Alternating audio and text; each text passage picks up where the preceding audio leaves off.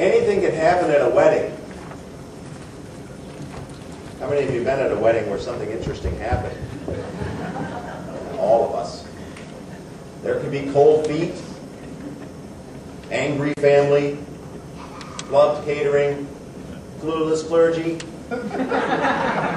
It's true. Forgotten rings, suits that don't fit, dresses too. You can be swept off your feet by the love intensity of a young couple making a commitment to one another, or stunned by their complete lack of emotion. I've had grooms blubber through entire ceremonies and brides giggle through the entire ceremony. Anything can happen at a wedding. Now, Jesus is at a wedding today. It really is a very unique story. The wedding at Cana is unique to John's gospel. No other gospel contains this particular narrative story about Jesus. And it's one of the only 7 signs or miracles in the Gospel of John. There's only 7 miraculous events in the Gospel of John. This is one, and the first one. It presents a contrast to other opening stories of what Jesus does in other Gospels. Sometimes the first impression is an important thing, and so we get differing sort of first acts in his public ministry depending on the respective author of the Gospels. For Matthew, his opening story is really about the Sermon on the Mount in his public ministry. For Mark, Jesus has an exorcism. We bring the same questions about why these first things to Luke and to John. For Luke, where we'll go next week, Jesus' opening story is he returns to his hometown to teach in the synagogue, and then reads out of Isaiah and claims that promise as a present one. And for John, why water into wine? Really is kind of an odd miracle. Why does John begin his gospel with a party, a wedding, a crisis? What do they reveal about who Jesus is and what he is going to do in his life? What is it going to be making known? The epiphany that's there. We should remember that the miracles Jesus performs in the 4th gospel are never called miracles, but signs. Jesus sort of rebels against the idea that people are attracted to him because of the miraculous things that happen, because they accept only the miraculous. That's all they want. Later he'll say, you only come after me because you want bread. They end with the sign. It's like coming to church and stopping at the sign, never making your way into the building. The miracle itself is not really what we're supposed to see, as impressive as they might be. We're supposed to follow that sign to what it points to. True, I think water into wine is something, especially on some of those cold nights a few weeks ago. Water into wine would have been welcome. But the miracles point to a greater revelation about who Jesus is. Revelation for revelation's sake is really not the point. What deeper reality is being talked about by the fact that Jesus at a wedding, at a party, turns water into wine and brings that gladness? What are we supposed to see about him? What does this say about him? What's the epiphany supposed to reveal about him? There clearly is something about abundance in it. It's interesting that the word for grace appears only 4 times in the Gospel of John, and all of them in the prologue, the first chapter of John. I wonder if what John is going to tell us about, is show us about, is what the incarnation of God, what this Word made flesh, what this grace upon grace that John's opening lines of the Gospel say, really looks like, or in this case, tastes like, or smells like, or sounds like, or feels like. This is a visceral miracle, if you will. A sign that people get to participate in. What does abundant grace taste like? Well, at least today it tastes like great wine. Not $2 chuck. I mean the good stuff. Which apparently $2 chucks is 50 cents more. And it's in abundance. 6 water jars, 20 to 30 gallons at least each, that are filled to the brim. The amount in and of itself is an extraordinary point in this sign. It's one thing to say that Jesus is the source of grace, but it is far another thing to experience it for yourself. You know, so much of the Christian message is about telling people about Jesus. And I wonder if that's not really kind of missing the point, especially in John's Gospel. I wonder if instead we should give little epiphanies, little experiences of this grace upon grace that Jesus seems to reveal in abundance today. Maybe we should be less doctrinal in the sense in which we talk to people about faith and instead show them how grace actually works in our life. Anything can happen at a wedding, and at that wedding at Canaan, people were caught by surprise. You've waited to serve the best wine till now? The caterer misses the point. Can you blame him? Jesus has revealed the glory of God, not in the highest places, but in the middle of a wedding. You might expect something about God to be heard in church, but at goodie time? Or to supper's ate? Or out to dinner with friends? Or at a wedding? Or a wake?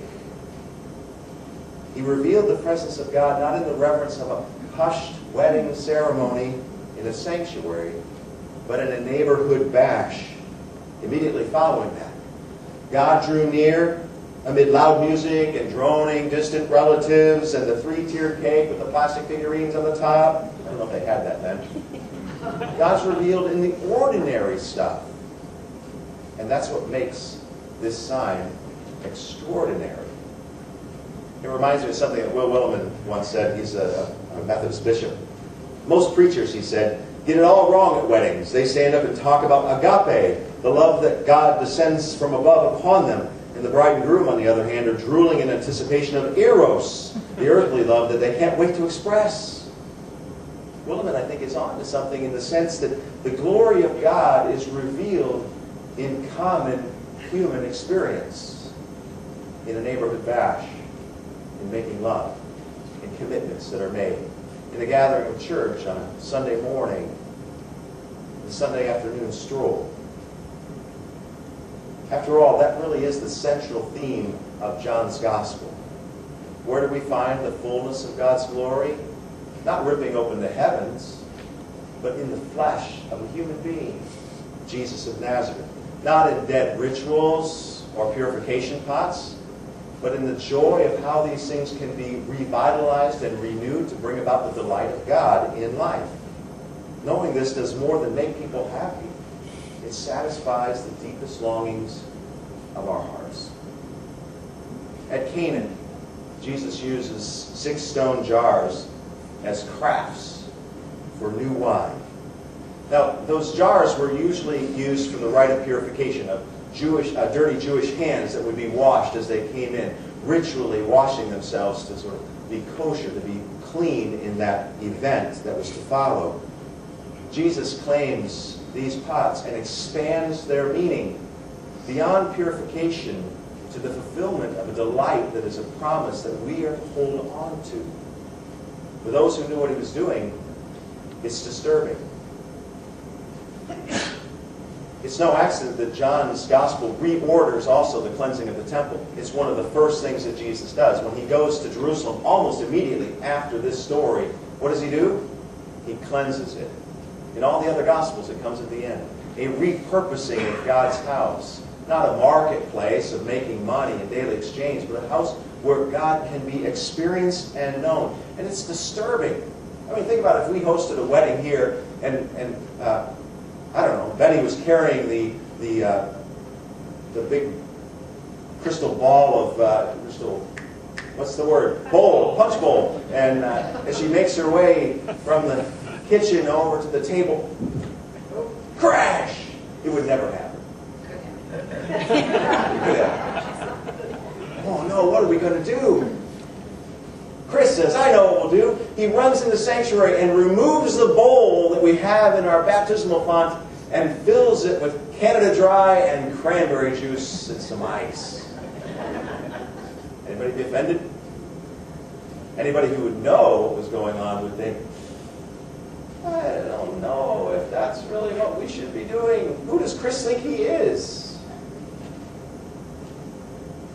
Goes to show there's no telling what Jesus will do, breaking the rules, expanding the ideas of rituals and dead traditions to disclose the power and mercy of God in our midst. To begin to hint that the beginning of his ministry is a party,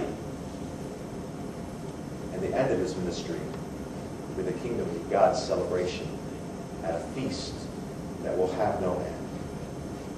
Rites of purification will give way in the presence of Jesus to the delight of heaven, the revealing of God, the coming together of all of our words and actions, all of our hopes of unity, all of our lovemaking and family, with the Word made flesh, love incarnate, and his word of abundant grace and his invitation for us to gather around one table in that kingdom.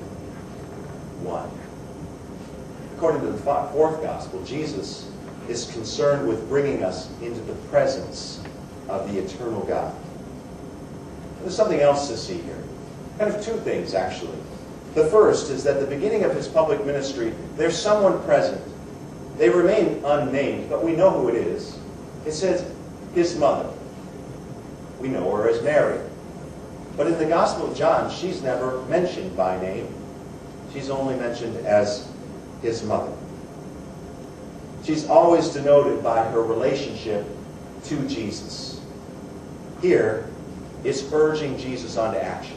Now, I think this is a funny story. Now, I think some of the ladies get a little offended by maybe Jesus' terse rebuttal of her request, but I think it really is meant to be kind of funny. Picture the scene. She notes that the wedding hosts have run out of wine, and Jesus is supposed to do something about it, and he says something about they should have hired a better caterer. But then she tells the servants to just go ahead and do whatever he says. There's no interchange between his rebuff and her saying he's going to do it.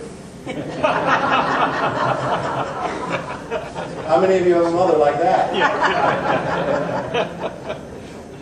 I have this image in my mind of Jesus' mother sort of encouraging her son for the first time on things. You know, going on the bus. You can do it. It's going to be okay. It's going to work out great. Go ahead. You can just get on that. And I wonder what she saw in that moment. What did she see?